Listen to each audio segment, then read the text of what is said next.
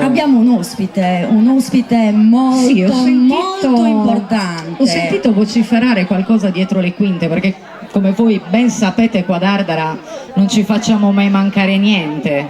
Quando facciamo le cose ovviamente le facciamo in grande. Del resto è una serata dedicata alla moda, allo spettacolo.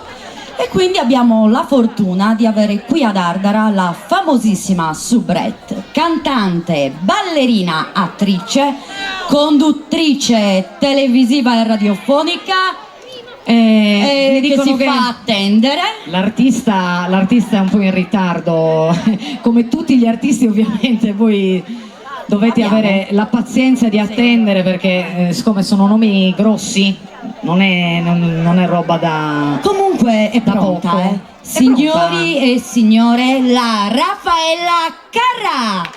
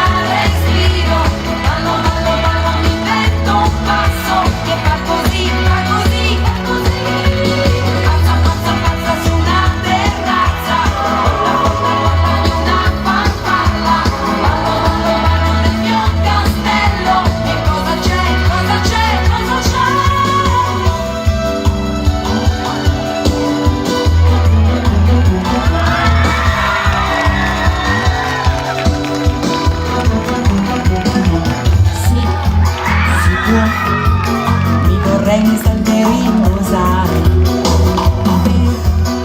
po' e poi subito ricominciare.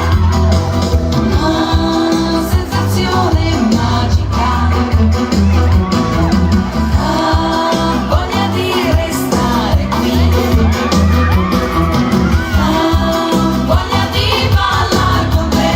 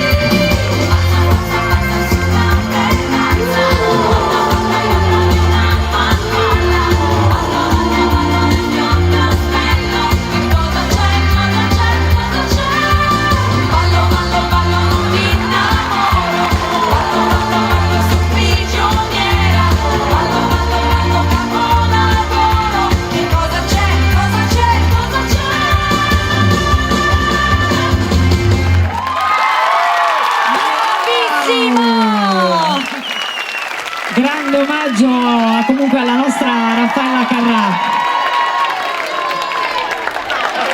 Uno spettacolo.